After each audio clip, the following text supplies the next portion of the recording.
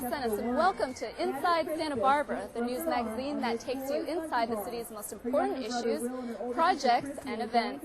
Tonight we are coming to you from the holiday parade in the heart of downtown. State Street is lit up and thousands of people are gathered to take part in this annual tradition.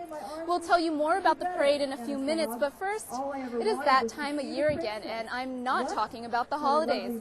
I'm referring to the annual dredging of the harbor. In our top story, we take a closer look at dredging and why, without it, our harbor would be left high and dry.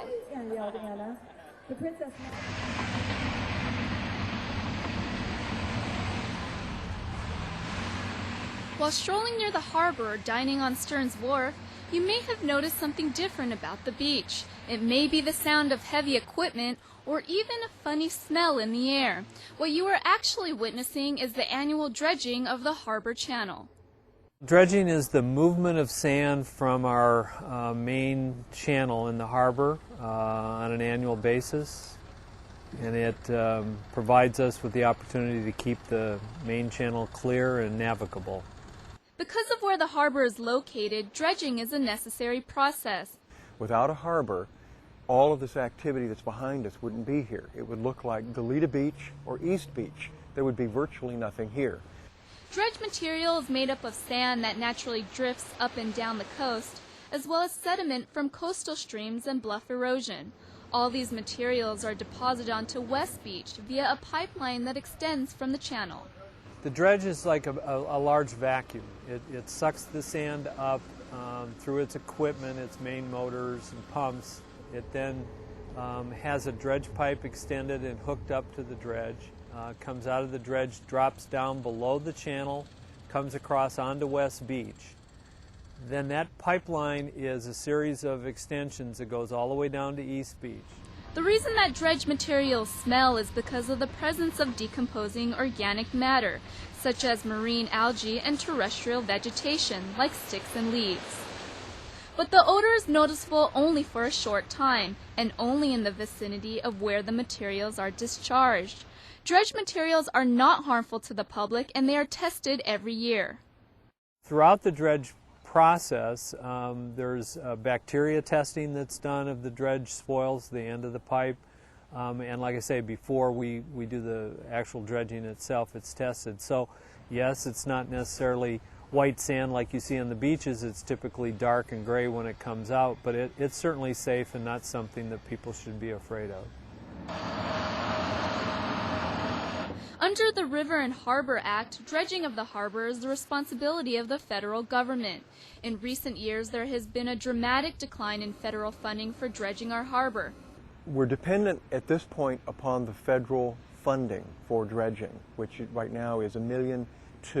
And if you average the cost of what we've gotten or the cost of the dredging over the last 7 years, it's $1.5 million. So right now we're running about $300,000 short. The government is faced with other priorities and has committed money to the continuing war and Iraqi confrontation. So I think those two are the primary reasons why we're looking at less dredge funding today. Many say it is money well spent, giving locals and visitors the opportunity to appreciate what the beautiful harbor has to offer. Dredging is done every year beginning in the fall and runs through mid-April. It's limited to this time to minimize impacts to endangered species. Well, tonight we are bringing you a tradition in Santa Barbara, the Downtown Holiday Parade. Not too far from downtown is our harbor, and as you can imagine, constructing a harbor costs a lot of dough. But in fact, the harbor was built thanks to a lot of yeast. Up next, our History 101 series continues with the Santa Barbara Harbor. In the second half of the 19th century, the idea of creating a harbor in Santa Barbara bobbed around like so many boats anchored offshore. Up until that time, mariners visiting Santa Barbara had few choices for safe haven. A few vessels could tie up to Stearns Wharf or the smaller Chapala Street Pier. The rest were relegated to dropping anchor, usually off West Beach. For some reason, the way storms blew up or the way winds blew up, if you parked off of East Beach or anchored off East Beach, you have a hard time getting out and clearing the point. So according to the charts and tradition, you anchored off West Beach. However, I also note that Bath Street is over here on the west side, and that's where many of the townspeople, especially the ladies, went to take their baths. So perhaps the sailors had more in mind than a safe anchorage when they said anchor off the West Beach. City officials periodically applied for federal funding to build a breakwall to no avail. In the early 1900s, bonds to fund a harbor were proposed, but they too were rejected by the voters. At that time, it was generally considered that a harbor was mainly going to be for recreation. We already had Stearns Wharf. Who needed a harbor? Well, why go to that, trouble and cost? But then as tourism and recreation became more important to the local economy, the question sort of turned from should we have a harbor to where should we put the harbor? 3 potential sites were considered. The Estero, which is now the Andre Clark Bird Refuge, today's current site, and the Goleta Slough. A commissioned report recommended the Estero location because construction costs would be less than 1/10 of those for the current location. There was also concern of potential problems with sand accumulation at the current site due to the natural migration of sand down the coast. Well, Goleta was turned down pretty quickly because it's too far away. And ultimately, the bird refuge was turned down, again, because it was felt it was too far away from the central downtown core of Santa Barbara, even though they knew it was going to be a lot cheaper to build a harbor there than where they finally decided to build it. In 1925, Max Fleischmann, heir to the Fleischmann yeast fortune, offered $200,000 towards a breakwater if the city would match those funds. While Fleischmann was a noted philanthropist, his generosity in this case was no doubt buoyed by his considerable collection of yachts. In 1926, city voters overwhelmingly approved a $200,000 bond to take Fleischmann up on his offer. Construction began the next year using stone from Santa Cruz Island. Now, the original idea for the breakwater was it would be about 800 feet long and parallel to the shore with just a little arm turning towards the shoreline about 400 feet long. And then what they figured, they might have a little a pier stretching from the shore connecting to that arm so the water could pass through. The fears of sand buildup turned out to be well-founded. The new harbor soon began filling up. It was decided to connect the jetty to land with one contiguous solid section. Fleischmann again stepped in, donating another $250,000 to extend the breakwater, and then an additional $100,000 to connect the west end of the breakwater to the shore. And the sand piled up against that and created Ledbetter Beach. If you walk along West Beach and along Ledbetter Beach, take a look at where the City College bleachers are and where the cliffs are in the background, and that's where the ocean actually used to hit up along there. The breakwater was completed in 1930 at a cost of about $760,000. Its existence would drastically and permanently change the coastline for miles around. So, for instance, you used to have beautiful beaches at the Biltmore Hotel, further down in Carpinteria. All these have pretty much been washed away over the years because of the Santa Barbara Harbor. And yet, the harbor is has become the center of the fishing industry, and it's a wonderful recreational area. So, hats off to Max Fleischmann for putting up the money for Santa Barbara Harbor. Santa Barbara Harbor is home to over 1,000 vessels, both pleasure and commercial. Well, tonight there are an estimated 40,000 spectators who are ringing in the season here at the Downtown Holiday Parade, which is in its 54th year. Downtown is one of the most bustling parts of the city. Another popular site that attracts a lot of people is Oak Park, host to many cultural festivals. Brooke Hawkins tells us how a new addition to the park will help accommodate all of the festival's visitors.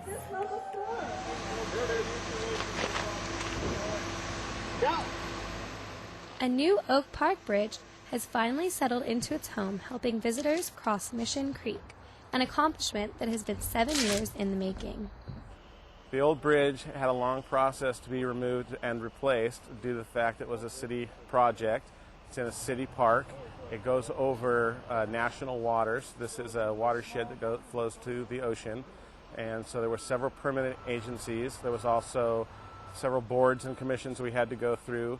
And through the collaborative process with the Parks and Recreation, the design team, Public Works, It took a few back and forths to actually get us where we are here today, putting a new bridge in.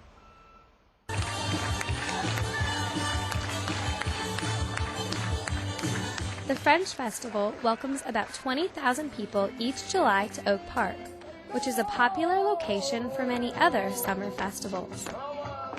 We have, I think, 4 or 5 festivals currently.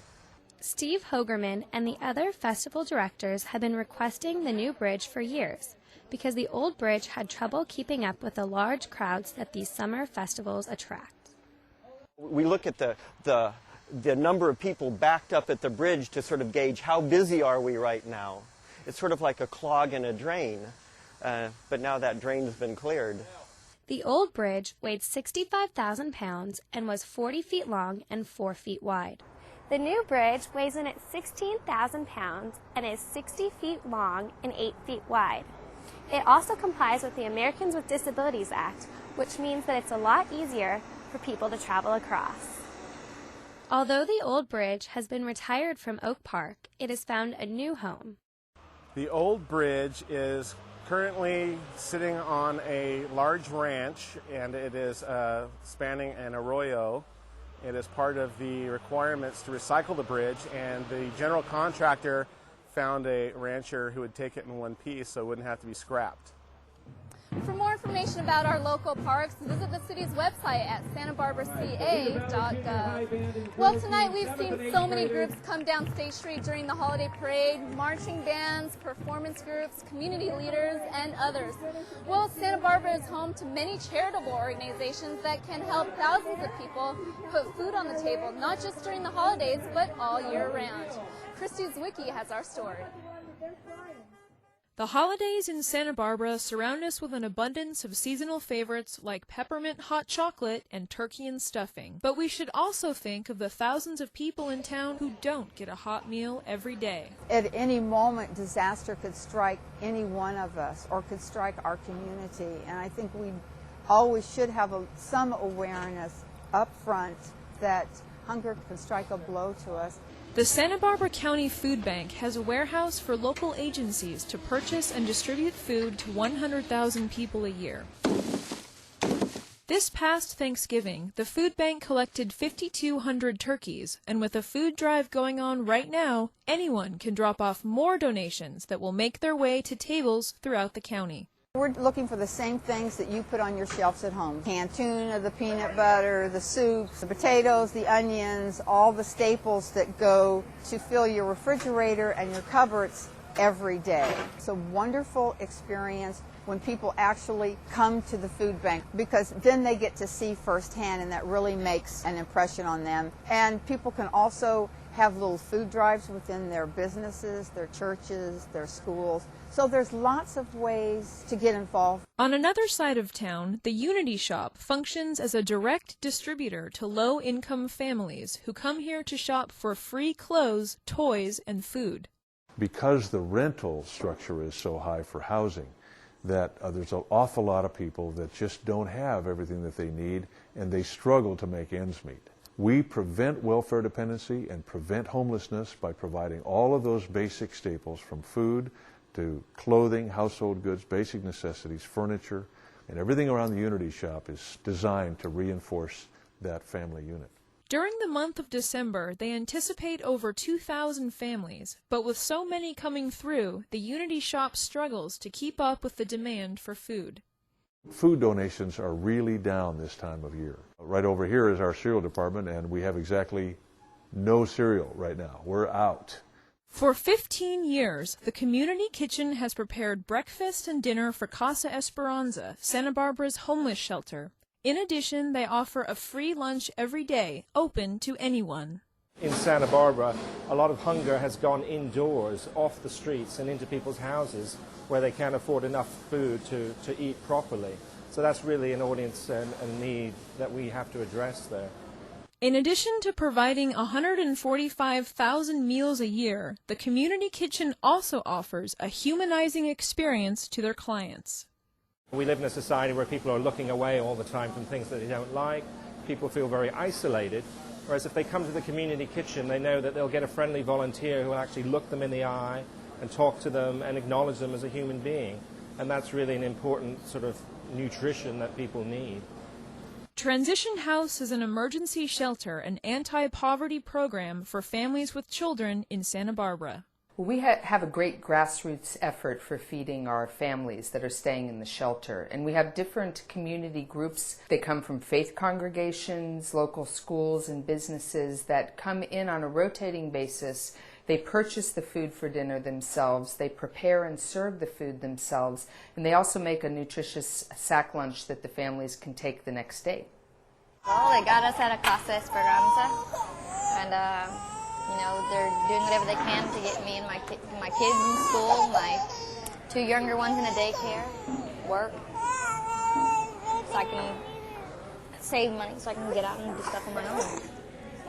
We get a bed to sleep in, and we get nice food, and they let us stay here so we could get back up on our feet. What do you think of Transition? It's good. It's like heaven. With so many great organizations in town, you can take your pick to donate money, volunteer hours, or in this case, food. All of us at City TV have chipped in to buy this cart of food to be distributed to some of the charitable groups that we've just featured. Now is the time to help others, to eat well today and throughout the new year. Hunger doesn't take a holiday. Hunger goes on 365 days of the year. People are hungry in the middle of February, and that's kind of when we need help and when we need people to think of homeless or hungry people at a time when no one else is thinking of them.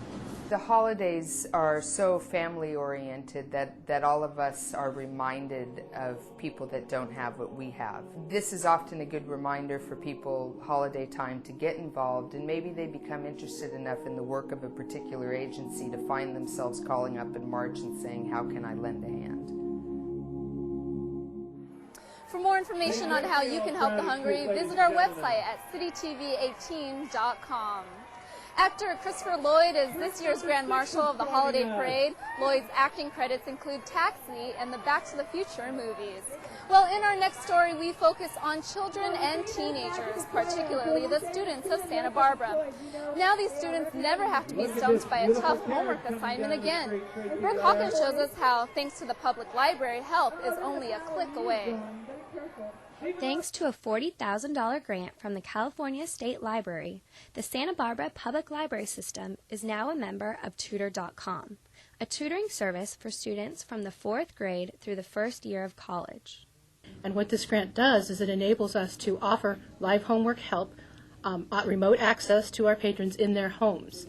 So if your child has homework, you've got help from us as long as you have access to a computer with internet access. There are certain technical parameters of it, but as long as you have a library card and a computer, we can give you homework help through these tutors. To use the service is really easy. All the student has to do is log on to the library's website at www.sbplibrary.org and click on the Live Homework Help link. Once logged in, the student then enters their grade level and the subject they need help with. In just a few minutes, students are connected with expert tutors in math, science, social studies, and English in an online classroom. Live Homework Help is part of a national service called Tutor.com. The tutors are located all across the country and are either a certified teacher, college professor, professional tutor, or graduate student that has completed a comprehensive training program and a background check. Tutors are available from 1 to 10 p.m. for English-speaking students. Spanish-speaking tutors are available in math and science from 1 to 7 p.m. Sunday through Thursday. About 220 students have used this service that has been available since October, and so far the feedback has been positive. So this student said he had turned his entire outlook on chemistry was changed in this one night. I'm very impressed with the people who work on here. They are encouraging and are very clear with their explanations. Also, they don't just give you the answer, they help you to learn how to do the problem on your own. They make you feel successful. Thank you so much. This has changed my entire outlook on chemistry in one night. For more information or to try Live Homework Help, log on to the library's website at sbplibrary.org. Well, there's been a winter chill in Santa Barbara, and people are ringing in the holiday season by bundling up and heading to our local theaters to see a production of the Nutcracker. Up next, Delina Michaels takes us behind the scenes of this holiday classic.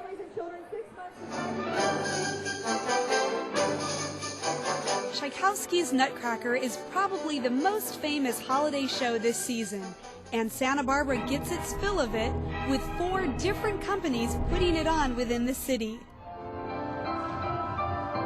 The little ones, as you can see, are really adorable, and they're fun to work with, and the older kids are, every year you see the growth. I think that's what keeps me in it. The Nutcracker Ballet is about a young German girl who anticipates Christmas. And if you want to know the full story, well, these dancers know it by heart. Clara is a girl, and it's like Christmas Eve, and they're having a big celebration, and she's very excited that her Uncle Drosselmeyer is coming.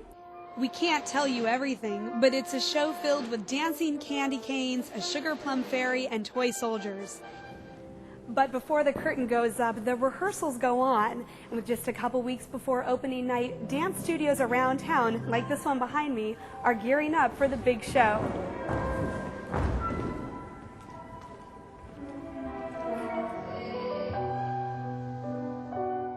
At the Santa Barbara Festival Ballet, 80 dancers will perform with a live orchestra at the Arlington Theater.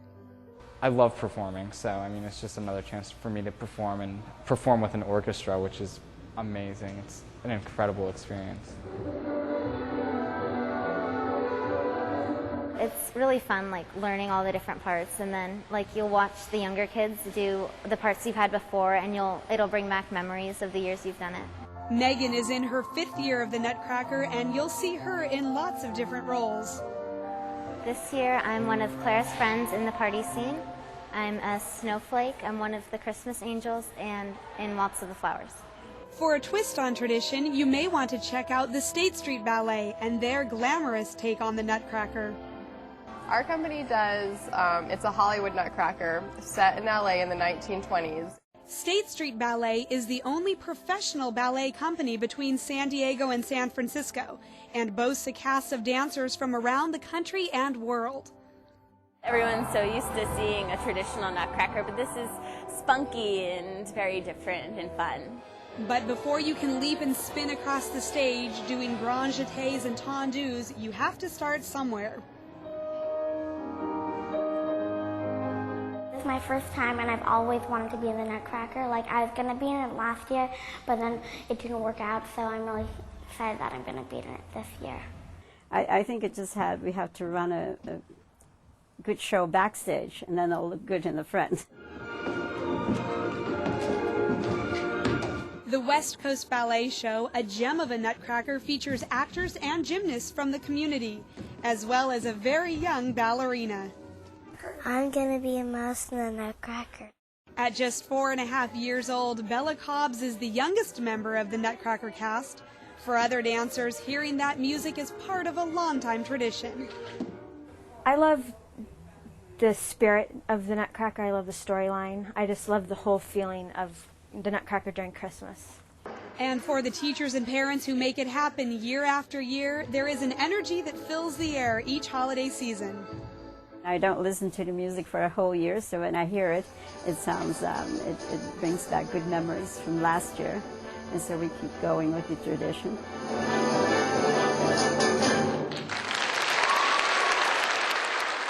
To learn more about the different Nutcracker shows around town, go to our website at citytv18.com. Well, the holiday parade involves over 3,000 participants representing different groups. But there is one unique group here in Santa Barbara that make up the fabric of our everyday life. They are our community leaders, mothers, fathers, and business people. Up next, we'll show you how one exhibit is recognizing World War II veterans as the heroes among us.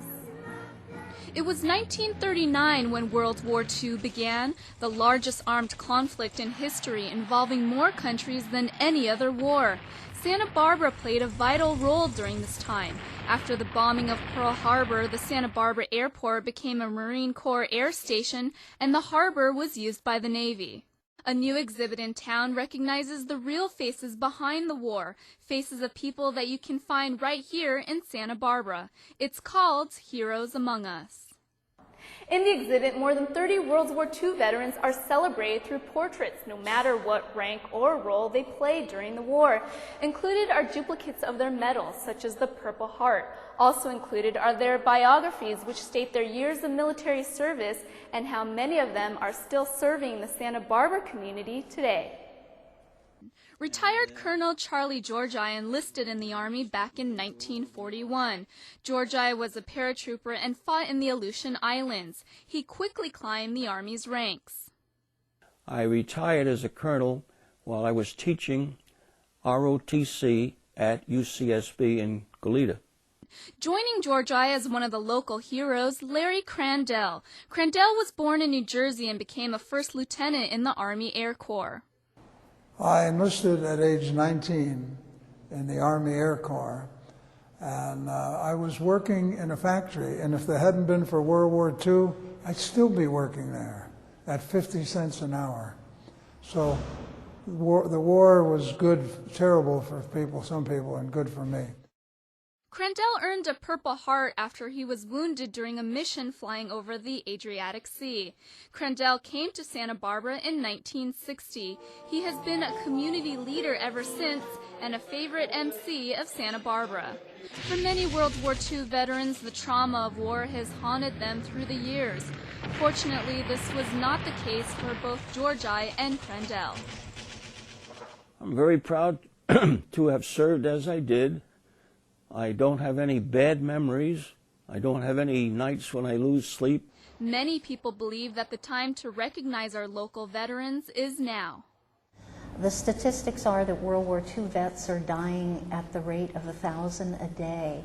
So to be able to honor them at this time is really important. You know, we have a short time to find out all their stories. Santa Barbara, I think, has done a good job of keeping those memories alive, allowing the parades on State Street, keeping the Veterans Memorial, having shows like this one to commemorate war veterans. The exhibit shows how World War II truly affected everyone and the bond that can result when people are united in a common and just cause. So it was a nice reminder, in a pleasant way, of a time that had good times and bad times. Seeing things like this show, I think is very healing. It's healing for the individuals, the men and women who are still alive and see this, and it's a memory for the younger people of our country to see what these people did in service to the country. And for those young men and women who have signed up for the military today, veterans have these words of wisdom. Get the best education you can before you enter the service. Serve honorably while you are in the service.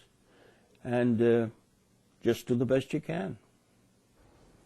I think seek out the educational opportunities, because without meaning to and without trying, some of us have benefited for decades and decades. And you wish them well. And we wish our local veterans well as the community pays this silent but touching tribute to them, the heroes among us. 16 million Americans served in World War II and more than 400,000 gave their lives. The Heroes Among Us exhibit will be on display until January 5th. Well, that does it for this month's episode of Inside Santa Barbara. If you have any questions or comments, give us a call at City TV at 564-5311. Or visit our website at citytv18.com. Thanks so much for joining us here at the Holiday Parade in downtown. I'm your host, Rachel Senes, and from all of us at City TV, season's greetings. Jingle, jingle, jingle, jingle, jingle, jingle, jingle, jingle, jingle all the way. Jingle all the way. All the way. Jingle bells, jingle all the way. Oh, what fun it is to ride in a one-horse open sleigh. Jingle bells, jingle all the way. Oh, what fun it is to ride in a one-horse open sleigh. Dashing through the snow.